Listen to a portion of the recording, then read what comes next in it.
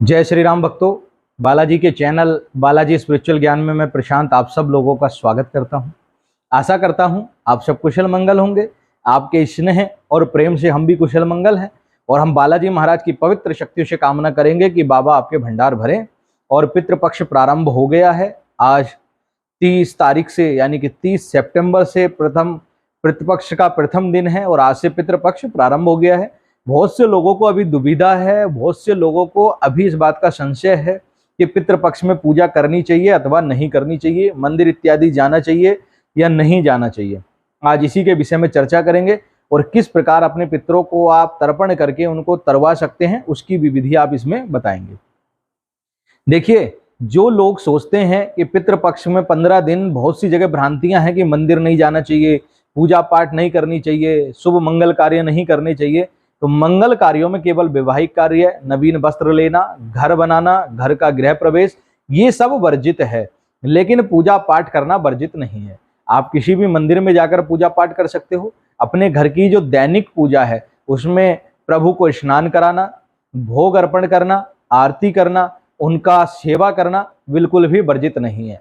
साथ साथ में आप अपने पितरों के निमित्त कार्य कर सकते हो, क्योंकि 15 दिन पितरों के कार्य के लिए है। पितरों को तर्पण किया जाता है, भोग लगाया जाता है और नैवेद्य आदि अर्पित किया जाता है।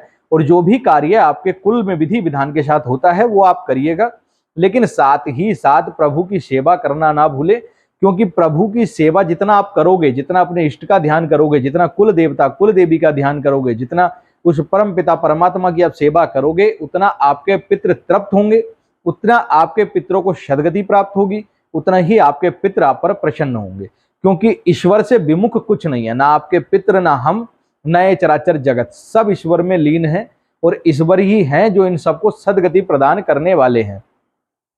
तो आप निश्चिंत होकर मंदिर जाएं, जहां धर्म स्थान आपको जाना है जाइए। बालाजी मंदिर आप जा सकते हैं, अर्जी लगा सकते हैं, हर काम पितृपक्ष में होता है। ये भ्रांतियां हैं कि पितृपक्ष में आप ईश्वर की पूजा नहीं कर सकते। ईश्वर ही आपके पितरों को सद्गति प्रदान करने वाले हैं। अब बात करते हैं कि पितरों का तर्पण किस प्रकार किया जाए। नित्य प्रतिदिन उठकर सुबह एक लोटा शुद्ध जल लीजिए, उसमें थोड़ा सा कच्चा दूध डालिए, उसमें काले तिल डालिए, थोड़ा सा मीठा यानी कि चीनी या बूरा डालकर उसको मीठा कर लें और सूर्य भगवान को अपने पितरों के निमित्त उसको अर्घ्य दें।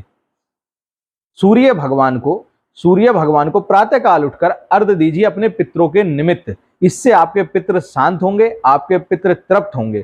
दूसरी विधि, इसी प्रकार जल को पुनः बनाना है। एक लोटा जल, उसमें कच्चा दूध, थोड़ा सा काला तिल और थोड़ा सा उसमें गुड़ डाल लीजिए, चीनी डाल लीजिए, उसको मीठा करके पीपल के वृक्ष में जाकर आप अपने पितरों के निमित्त ओम नमो भगवते वासुदेवाय का जाप करते हुए अर्पण करिए। इससे ओम नमो भगवते वासुदेवाय का जाप करते हुए आप अर्पण करिए। इससे भी आपके पितरों को सद्गति प्राप्त होती है, आपके पितर तृप्त होते हैं। तीसरी विधि, इसी प्रकार एक जल का लोटा और बनाइए। उसमें क्या काम करना है, इसको शिव मंदिर में जाकर करना है। आपको इसी प्रकार जल बनाना है, उसमें मीठा, तिल, दूध और शुद्ध जल लेकर के आप शिवलिंग पे चढ़े जाइए और शिव आप उसको जो है चढ़ाइए। ओम नमः शिवाय का जाप करते हुए आप उस जल को चढ़ा दीजिए या श्री शिवाय नमस्तुभ्यम बोलकर आप उस जल को चढ़ा दीजिए। ये 3 विधि मैंने बताई हैं। सूर्य देव को जल चढ़ाना कंपलसरी है। 15 दिन आप सूर्य भगवान को अपने पितरों के निमित्त जल चढ़ाएं। शिवालय या पीपल वृक्ष पर जल चढ़ाना भी अनिवार्य है। दोनों जगह जाकर आप करिए। इतना सा आपको 15-20 मिनट का काम है आपका ये प्रतिदिन का। इस तरीके से आप करिए। घर आइए, घर आकर जो भी पुण्यतिथि आपके पितरों की हो उस पुण्यतिथि पर भोग बनवाइए। खीर, पूरी या जो भी आपके घर में भोग बनता है वो भोग बनवाइए। अगियारी रखिए, अगियारी को घी से प्रज्वलित करिए। दक्षिण मुख होकर के आप अगियारी प्रज्वलित करिए और उस पर अपने पितरों के निमित्त भोग दीजिए।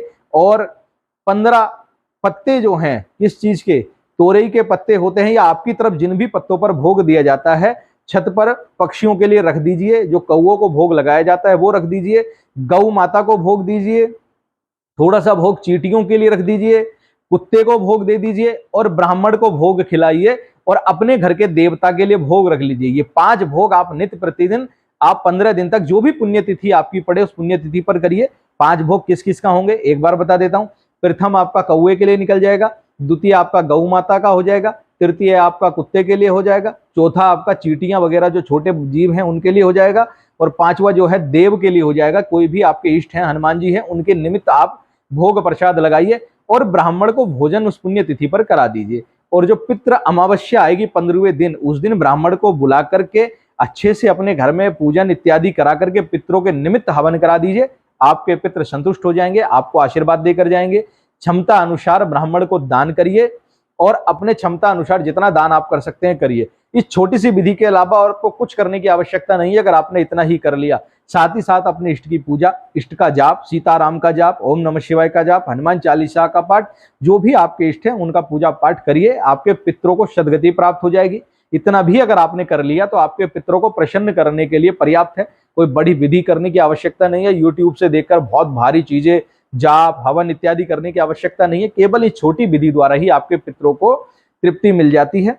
पीपल महाराज पे जाइए, जनेऊ पितरों के निमित्त, महादेव के निमित्त, और इनके निमित्त आप जनेऊ भी जाकर चढ़ा देंगे तो भी आपके पितृ जो है तृप्त हो जाएंगे। उम्मीद करता हूं दी हुई जानकारी आपको अच्छी लगी होगी। अच्छी लगी हो तो चैनल को सब्सक्राइब करना ना भूले, पास आए बेल आइकन को दबाना ना भूले, जिससे आने वाली अपडेट और आने वाले वीडियो आप लोगों को मिलते रहे। हम आपके लिए लेकर आते हैं बालाजी से जुड़ी जानकारी। जय श्री राम, जय श्री बालाजी महाराज, जय महाकाल।